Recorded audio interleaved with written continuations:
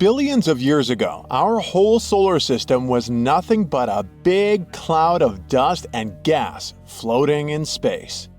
Then, something happened to disturb that cloud, but scientists still aren't sure what exactly it was.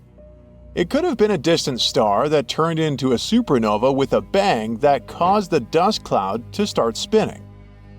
As it spun faster, the dust and gas got pulled into the center and created a thick, spinning disk called a solar nebula. The gravity at the center became so strong that hydrogen atoms started crashing into each other, producing helium and a lot of energy. As a result of all these space shenanigans, we got our sun about 4.6 billion years ago. This process used up more than 99% of the dust and gas in the big cloud. The leftover stuff started to come together to make different shapes. The cloud kept spinning, and bits of matter bumped into each other and stuck together. Some of these clumps got big enough to have their own gravity, which pulled even more matter to them. This is how the planets, including our Earth, were made. You wouldn't recognize our planet though, as it was nothing like we know and love it today. It was hot, and I'm not talking about perfect beach weather hot. It was scorching hot, as it was mostly made of magma, which is basically melted rock. Just imagine how hot it should be to make the stones melt. After a few 100 million years, Earth started to cool down. As the planet changed and its outer crust started to form, there were lots of volcanic eruptions. These volcanoes released water vapor, ammonia, and carbon dioxide into the air around the planet. Slowly, oceans started to form from the water vapor.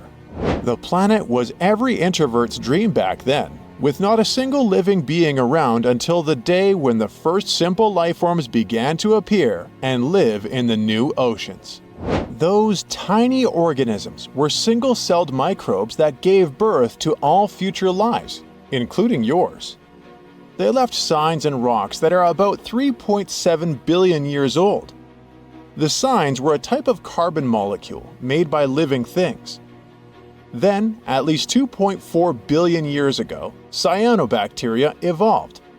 These were the first organisms to make food using water and the sun's energy, and they released oxygen.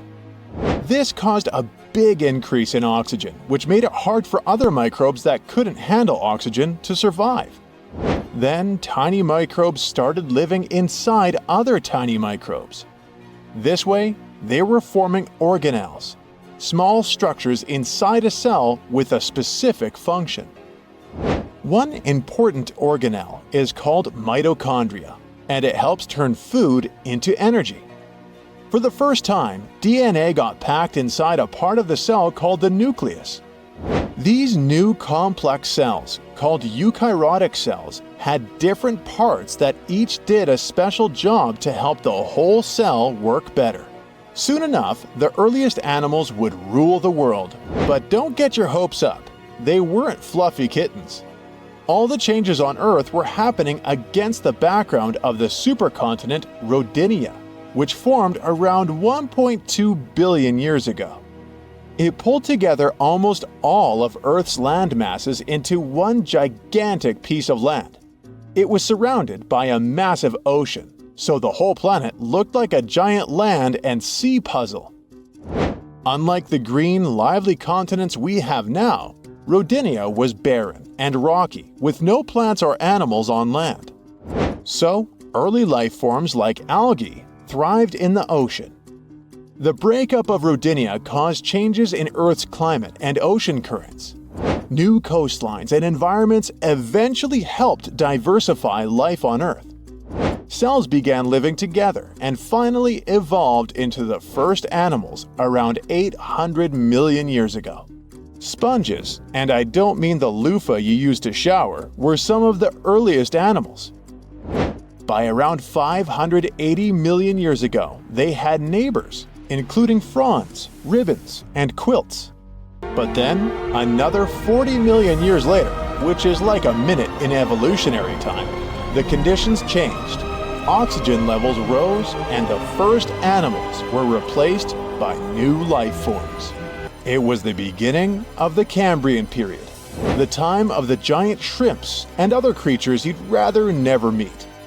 Those invertebrates that ruled the planet looked so weird and not Earth-like that it took scientists years to realize these scary creatures were actually the ancestors of modern mollusks and crustaceans. Meet Hallucigenia, a creature with 7 or 8 pairs of spindly legs, the same number of paired spikes coming from its back, and a head you won't tell from its tail. Another cool creature from that period was the abnormal shrimp. Unlike most animals back then that were tiny, it was over 3 feet from head to tail. There was also the Weewaxia, that looked sort of like a stegosaurus, but without a head, a tail, or any legs. It looks like these creatures were born without defensive spikes and grew them as they got older. If they ran a beauty contest in the Cambrian period, Aishia would likely win. It had many common features with today's tardigrades. Although it was just 1 or 2 inches long, it was the nightmare of prehistoric sponges, and it clung to them with its multiple claws. We still have some live souvenirs from the Ordovician period living among us. Take lampreys, for example. The marine life kept flourishing. There were squid-like nautiloids with tentacles and a special shell with gas-filled chambers that made them float in the water. They swam well by squirting water out of their bodies and used their tentacles to catch prey. Another group of sea hunters was the conodonts with their tiny fossil teeth. The few complete fossils we have found show that they looked like eels with big eyes to spot their food. Fish back then were small, with mouths that pointed downward, which helped them suck up food from the ocean floor. Lampreys and hagfish are their living relatives today.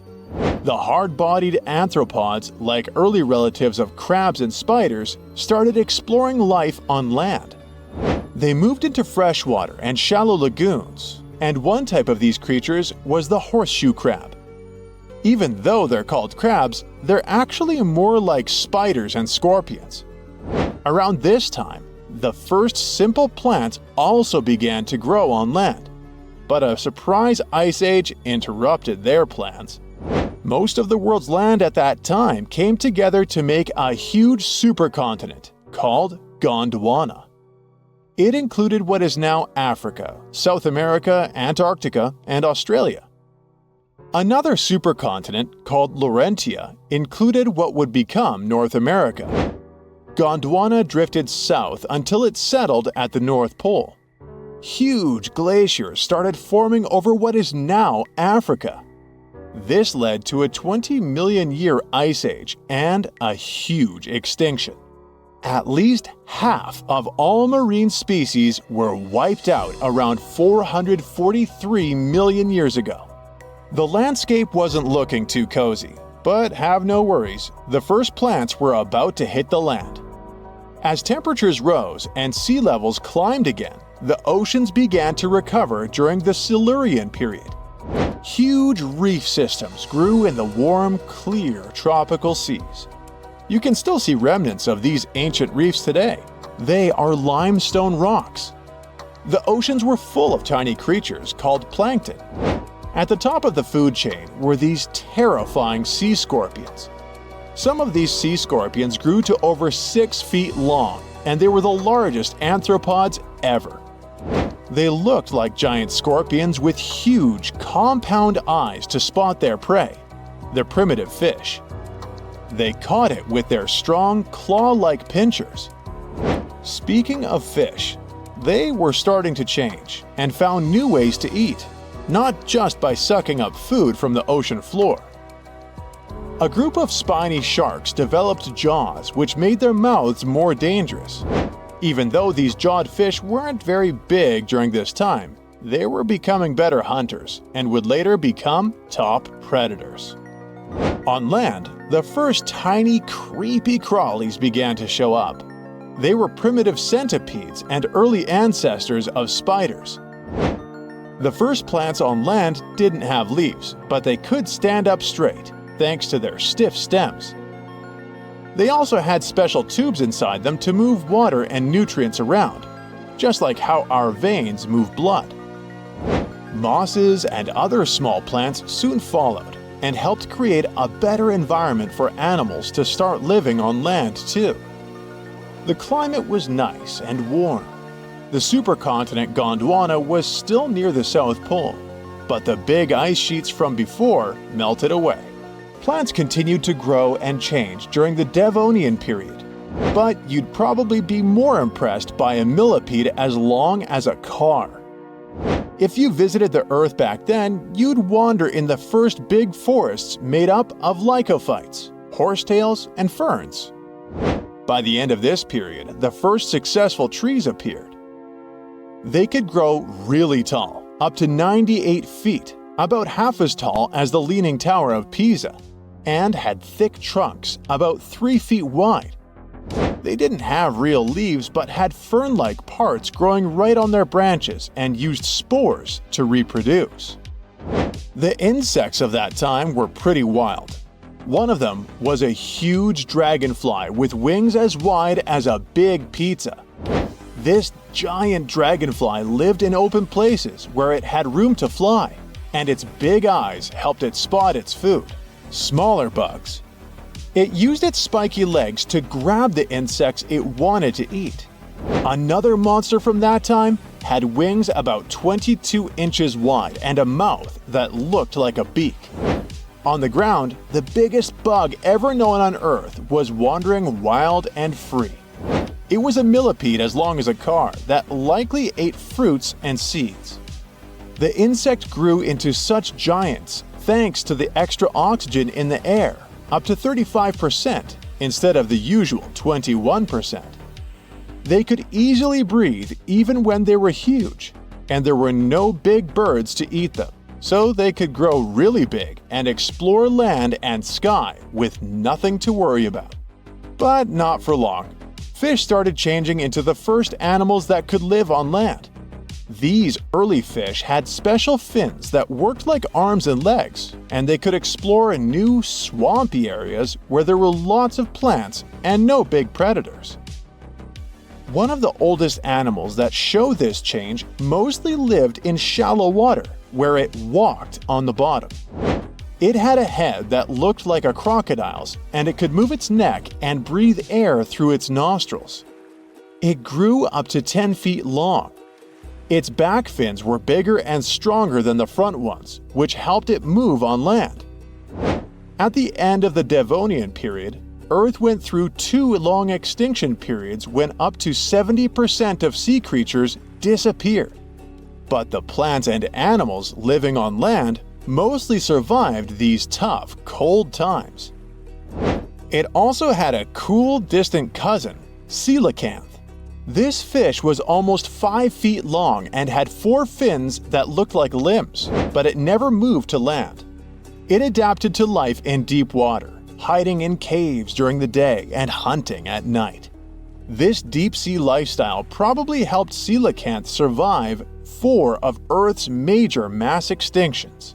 For a long time, people thought it was extinct until one was found off the coast of South Africa in 1938. So yep, it still lives in the deep parts of the Indian Ocean. During the late Paleozoic era, animals including a crazy mix of a polar bear and a saber-toothed cat got all independent and didn't have to live near the water anymore. They started laying eggs on land. Fish were becoming more different from each other, and trilobites were starting to disappear. New plants called conifers were growing, and 2 new types of animals also appeared. There were marine reptiles like early lizards and snakes and archosaurs, which later turned into crocodiles, dinosaurs, and birds. This period is sometimes called the Age of the Cockroaches, because an early kind of cockroach was lurking all over the world. But there was something way cooler than a cockroach, like a mix of a polar bear and a saber-toothed cat. It was an early relative of today's mammals with long legs that helped it run fast. It had sharp, saber-like teeth that could slice through the necks of huge plant-eating animals, but it used its teeth to rip big chunks of meat rather than chew. Scientists aren't sure if it had scales like its older relatives or fur like its mammal cousins, but they found hints of ancient poop that smaller relatives had hair, so this guy probably did too. There was also a big reptile that lived in the cold deserts of Eurasia. Imagine a creature as big and heavy as a black rhino, weighing about 2,400 pounds and stretching around 10 feet from head to tail. It was covered in thick, bumpy plates all over its body, which helped protect it from predators. Because it was so heavy and slow, it couldn't run fast, so these tough plates were its best defense. To stay so big and strong, Scutosaurus had to eat a lot of food all the time. It was one of the first big plant-eating animals to live on Earth. These animals were like early versions of big dinosaurs that came later. Even though Scutosaurus looked a lot like those dinosaurs, it was not closely related to them, kind of like how we're not closely related to whales and dolphins. The closest living relative to Scutosaurus is the tortoise, another slow-moving armored reptile. When you look at this guy, Dimetrodon, the first thing you notice is the big sail on its back that could remind you of some dinosaurs, but it was actually more closely related to us. It was a proto-mammal and had some unique features, especially in its skull. It had a small hole behind its eyes where jaw muscles attached, which is something dinosaurs didn't have. Dimetrodon also had different types of teeth for different uses, unlike dinosaurs that had rows of the same kind of teeth. The sail on its back was probably used to show off and attract mates, or scare away rivals. The last period of the Paleozoic, called the Permian, ended with the largest mass extinction on Earth ever. It wiped out more than 90% of all the species on the planet. The two big landmasses named Euramerica and Gondwana joined together to form one huge supercontinent called Pangaea.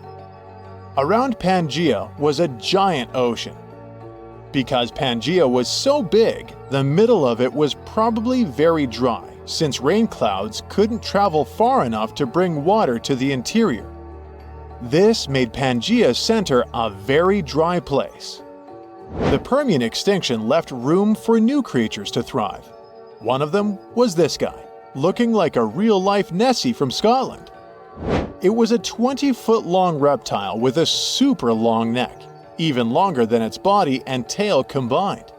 And nope, it wasn't a dino yet, but a protosaurus that lived during the Middle Triassic period, which was just before the time of the first dinosaurs.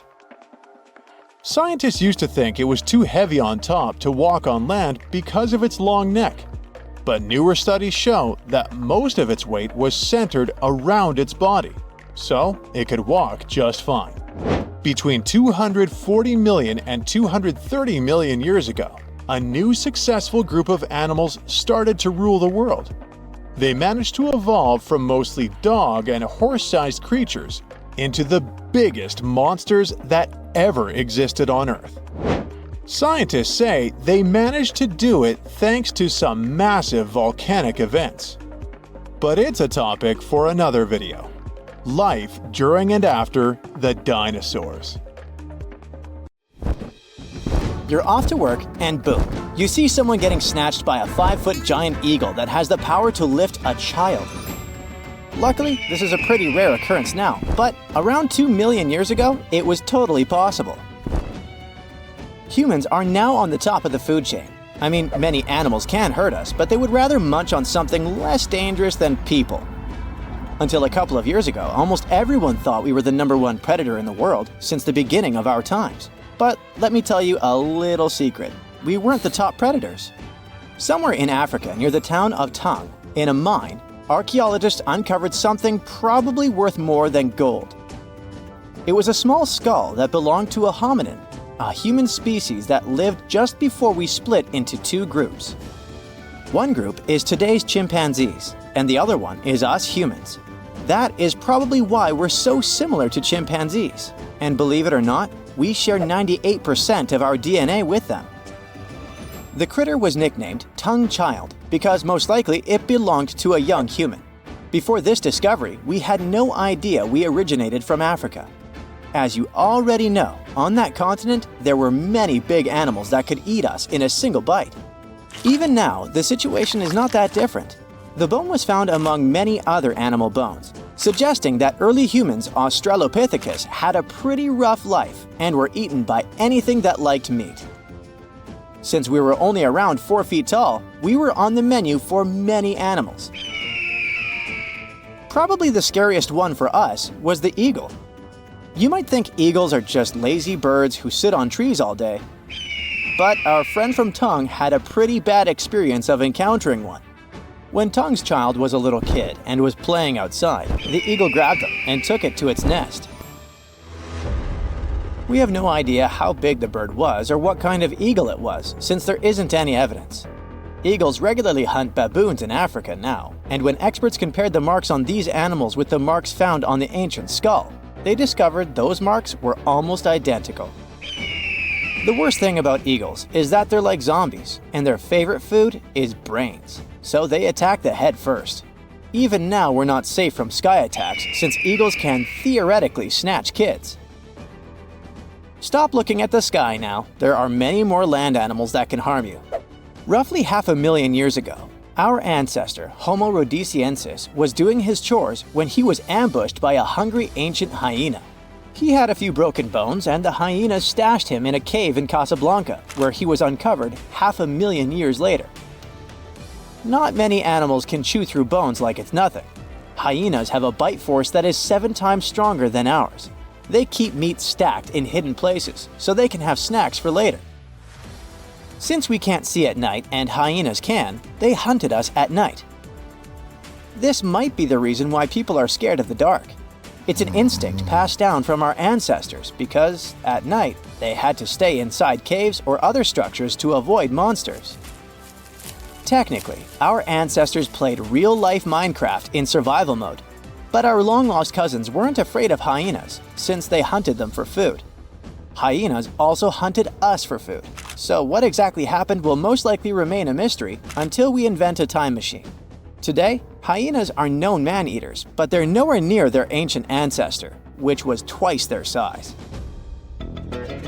Homo heidelbergensis was an incredible hunter that hunted everything from giant deer, rhinos, bison, and many more animals. But there was one creature that made the hair on their necks stand up. It was a giant with 8-inch teeth, weighing more than 1,000 pounds. No animal was safe during its era, which was around 300,000 years ago. Of course, I'm talking about the saber-toothed tiger. It actively attacked our ancestors, among other animals like crocodiles, monkeys, horses, and honey badgers. You might be one of those who have a terrible fear of snakes, and that might be because they hunted your ancestors. We have been sharing this planet with snakes for over 100 million years. Our early pals were so scared of them that they evolved and developed sharper eyesight. Their brains grew bigger since snakes were ambush hunters, sneaking up on humans and attacking them unexpectedly. Initially, we were colorblind, but snakes hunted us so much that we developed 3-dimensional vision and the ability to see colors. All of these tricks allowed us to see snakes better. But evolution works both ways, and around 60 million years ago, these reptiles developed venom because they lost the ability to stealth attack. The good news is that humans have developed bigger brains and learned to distinguish between venomous and harmless species. The worst monster Neanderthals probably had to watch out for was other Neanderthals. There's much evidence that shows that we sometimes were unfriendly towards each other. This theory is called the dangerous ape theory. Neanderthals didn't hunt one another regularly since there was an abundance of animals that had more nutrients needed to survive. Neanderthals most likely hunted one another when they didn't have any other food, or for rituals, or in self-defense. Around 4 million years ago, near Lake Turkana in Kenya, there was a humongous crocodile with a taste for humans. It was not that modern-day croc that can only reach 20 feet in length. Its ancient relative was 27 feet long, the largest crocodile ever. This prehistoric creature could swallow us in one bite, since we were only 4 feet tall back then. We don't have proof that this animal hunted us, since they had a powerful stomach that could liquefy bones easily. But there was a foot found that had clear marks from a crocodile's jaw. The ape probably wanted to cool off or drink some water and was grabbed by the prehistoric reptile. Crocodylus anthropophagus is another croc species that lived near Tanzania around 1.8 million years ago and ate humans like burgers. It loved people so much that its Latin name literally means the eater of humans. They patiently waited underwater for humans to come for a drink, and when they arrived, the monsters would snatch and drag them underwater. Evolution was trying to find solutions because we encountered scary monsters and were hunted by them.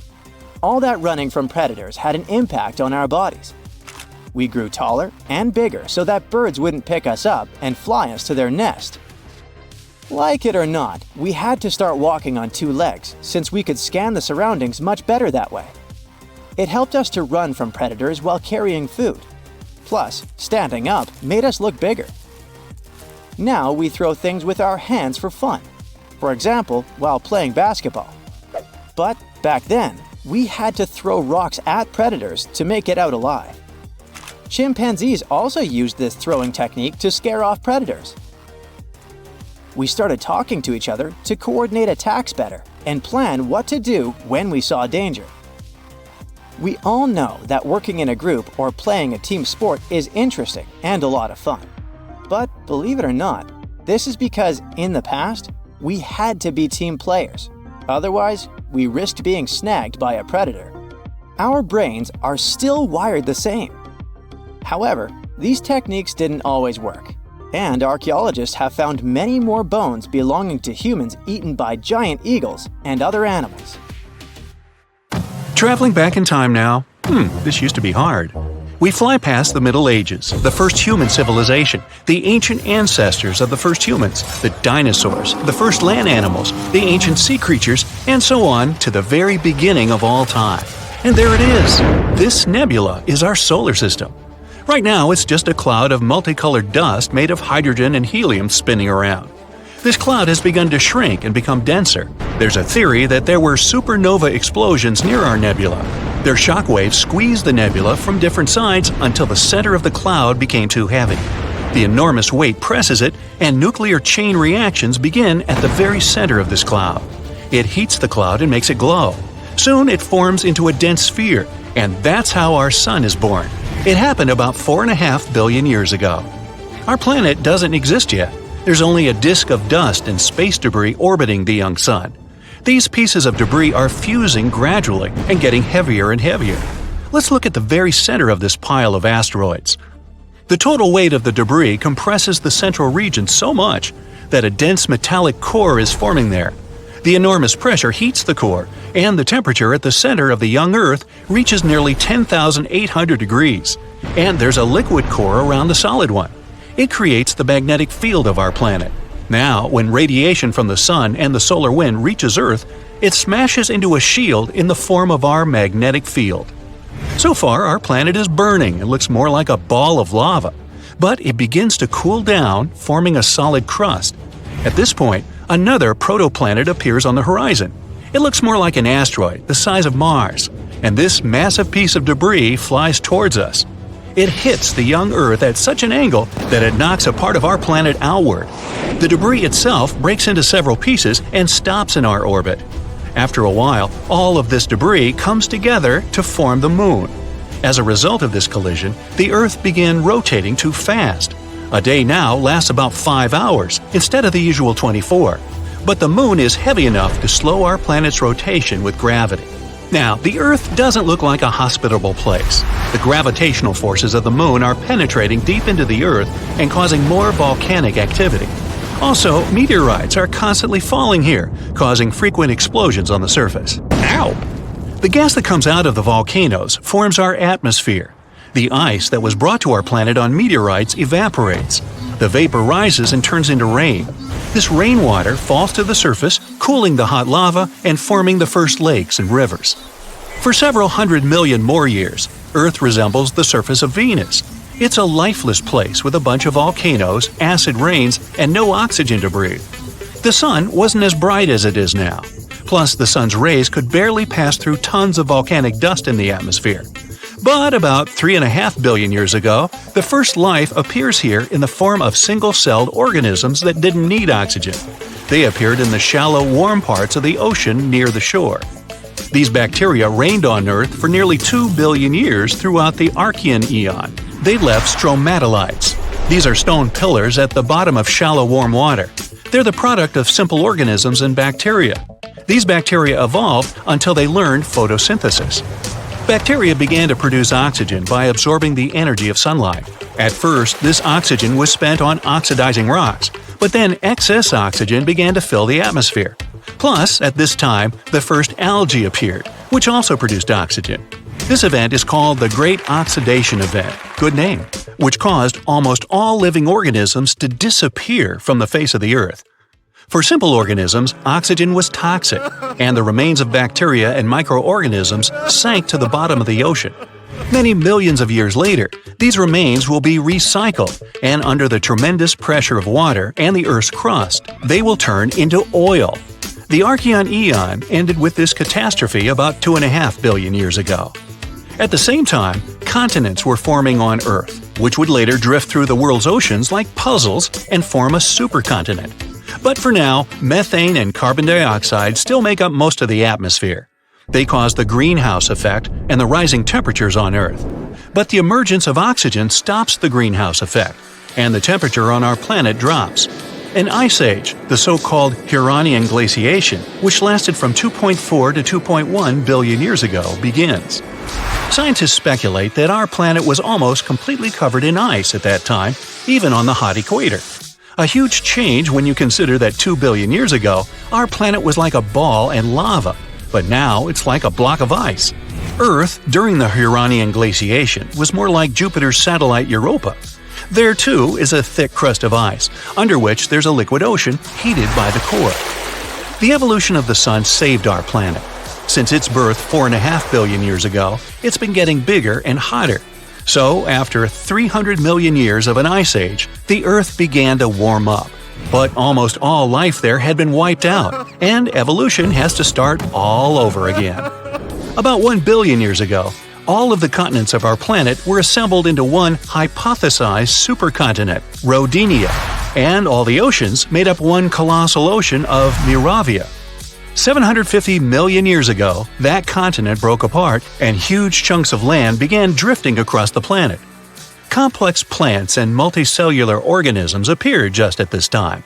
Algae, sponges, and fungi weren't the only inhabitants of the ocean. This is Sprigina. They're a kind of worms the size of a human finger. We have remains of these animals that are at least about 550 million years old. 541 million years ago, the Phanerozoic Eon began. The main event at that time is the Cambrian explosion. Life began to blossom on Earth, and a great variety of living organisms appeared. Mollusks and echinoderms like starfish and sea urchins appeared. Living organisms evolved, having not only an internal but also an external skeleton, like trilobites. Some of these things could reach nearly 3 feet in length. Their protective shells suggest that there were predators in the ocean. A food chain started forming at that time. At the same moment, the drifting continents fused again. This supercontinent has a different shape and is called Pannotia. Later, these continents drifted apart again and began to collide with each other. This led to the formation of mountain ranges. Then the continents met for the last time and formed the giant supercontinent Pangaea about 335 million years ago. Here we can already see the outline of the modern continents of Africa, North and South America, Australia, and Eurasia. One of the largest sea creatures ever, the Dunkleosaurus, appeared. Some individuals could be as long as a school bus and weigh as much as a large SUV. The land had a hot and humid climate. It encouraged ferns and other plants to grow faster. Some of them could reach the height of a 3-story building. And for the first time in Earth's history, some animals leave the ocean and go on lands, such as L. generpeton and Ichthyostega. Anyway, at first, They live only on the coast because their skin wasn't adapted to the constant sunlight. In addition, they experience breathing problems. The first animals on land had both gills and lungs, but the lungs were underdeveloped, so they had to return to the water. Millions of years later, these animals evolved into more advanced amphibians. Though they were no bigger than ordinary lizards, they could already live fully on land. But this blossoming of life ended in a new ice age. Glaciers from the poles slowly crept toward the equator. Animals weren't prepared for this, and most of them didn't survive this extinction event. But 290 million years ago, evolution retook hold and more evolved land animals began to appear. Gradually, they increased in size, multiplied, and gave birth to a new species like Scutosaurus and Gorgonopsis. But this period didn't last long either. Only 40 million years later, as a result of unknown events, 95% of all living organisms on Earth ceased to exist. It could have been caused by a giant meteorite or by increased volcanic activity. Also, one hypothesis says it could have been the release of methane from the bottom of the ocean. The Mesozoic era began after this extinction. This is where the dinosaurs, as we know them, appeared and started a new page in Earth's history. At some point in its long and very interesting history, our dear planet Earth was sort of snoozing, just doing its planetary thing, spinning around the sun. And then, bam! Life starts getting fancy. Plants and animals start strutting their stuff, showing off their complexity. Fast forward a bit, about 65 million years ago to be exact, and a cosmic disaster strikes, or at least that's what we presume. An asteroid probably smashed into Earth, wiping out the dinosaurs and other big animals. We can't pinpoint specifics about the asteroid, but we do know that it was extremely large and it crashed into our precious planet, creating a dusty mess that settled everywhere. You can still find remnants of that dust layer in sedimentary rocks today. If you dig beneath it, you'll uncover a whole bunch of fossils. These prehistoric creatures were living it up before the asteroid crashed the party.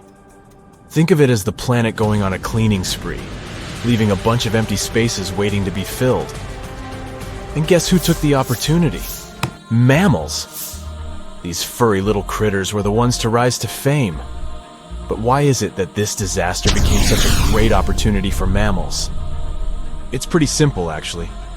With no big bullies around, they grew, multiplied, and had a population expanse. All kinds of mammals joined to fill in the blanks. Primates, rodents, basically, the whole furry gang.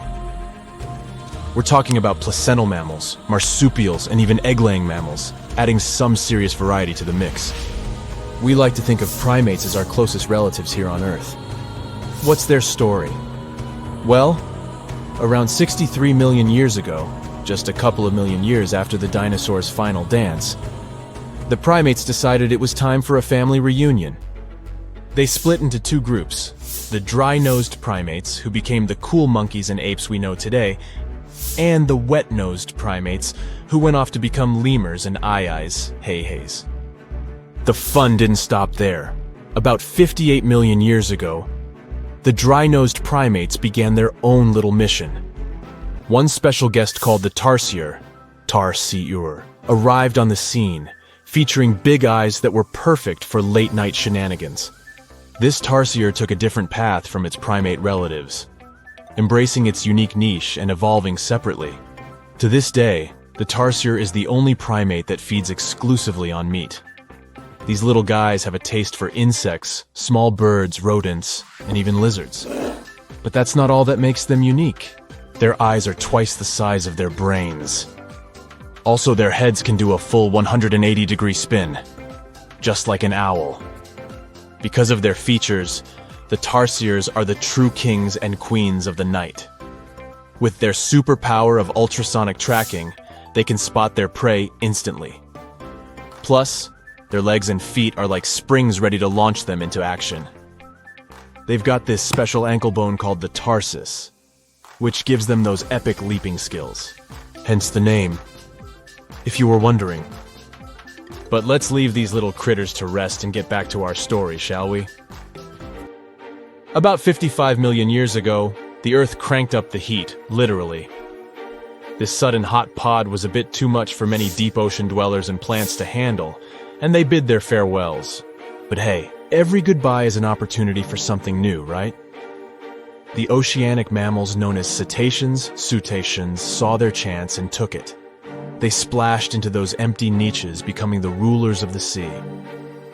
In this category of creatures, you can find the blue whale and the dolphin. A special primate guest made an appearance around 47 million years ago. Scientists now affectionately call the fossil of such a creature Ida. This little wonder caused quite a stir, initially hailed as the missing link in human evolution. But here's the hilarious part. It turned out Ida was not one of us dry-nosed primates, but a cheeky wet-nosed one. Moving forward to 40 million years ago. This is when another big event happened in the primate world.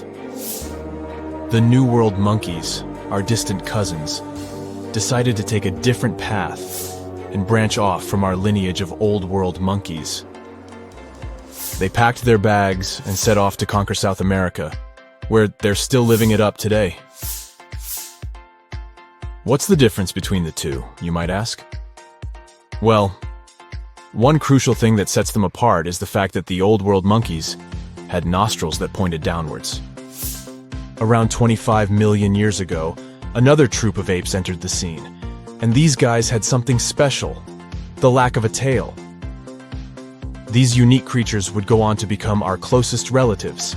We're talking apes and great apes, the cool gang who share a whole lot of genetic similarities with us.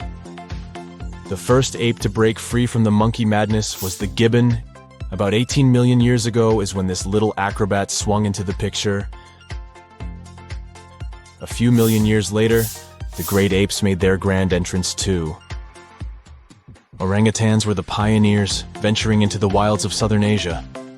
We're getting closer and closer to the present. It was 7 million years ago when the great apes took a major fork in the evolutionary road. One path led to our ancestors, the future Homo sapiens, and the other path led to chimpanzees and bonobos. These two primate branches remained united for a few million years before finally going their separate ways. 5.6 million years ago, a game-changing ape called Ardipithecus made its way into our evolutionary history. It had a special talent, bipedalism. That's right, this was one of the first apes to walk on 2 feet, probably making its primate buddies raise an eyebrow or two. The real showstoppers, however, arrived around 4 million years ago, the Australopithecus crew. These were the earliest members of the Hominina hominina subtribe, our tribe. What made them so special? Well, probably the fact that they brought some serious tools to the game. Stone tools, to be precise. It seems that at some point in their evolution, these clever primates started using stones to make their lives easier. Now here comes a crucial turning point in our story. About 2 million years ago, our ancestors faced a food shortage. Survival of the fittest was the name of the game, and 2 strategies emerged. Group 1 went for stronger jaws, allowing them to chomp on tough foods like nuts. Group 2 had a different idea. They opted for weaker jaws, but bigger brains. They wanted access to a wider range of food options. Obviously, the bigger-brained group took the prize. And here's where our gang comes into play. Around 2.5 million years ago, a type of primate also known as handyman made its mark on history. These clever beings had larger brains and knew how to put those neurons to good use. About 1.9 million years ago, a new star emerged, Homo erectus. These creatures not only walked upright, but also had brains that were almost twice the size of the handyman's. They took the world by surprise, becoming the first of our direct ancestors to venture out of the African continent. They even knew how to tame fire. Approximately 700,000 years ago, the world witnessed a culinary revolution. The earliest evidence of cooking appeared. And around 500,000 years ago, our ancestors decided it was time to become a bit more fashionable, donning the first evidence of clothing. Our very own species came to be just 300,000 years ago. Told you we were late to the party. But the world was never the same after the appearance of Homo sapiens, the anatomically modern humans, Alongside our other relatives, we emerged, ready to conquer the world with our innovative minds and complex societies. The exact path of our evolution remains a bit of a mystery. But what we do know for sure is that Neanderthals joined the party around at some point too. As Homo sapiens flourished, so did our capacity for language. Modern speech is believed to have emerged almost hand in hand with our species. We started expressing ourselves, sharing stories, and shaping the world with our words. So, there you have it. It took 13.8 billion years of cosmic history for humans to make their entrance. Think about it. 99.998% of the time since the Big Bang, we weren't even around. Our species, Homo sapiens, is the toddler of the Earth's family, existing for just the tiniest fraction of the universe's timeline. Yet, in this blink of an eye, we've managed to unravel the entire story that led to our existence. The story won't end with us. It's an ongoing saga, still being written with every passing moment.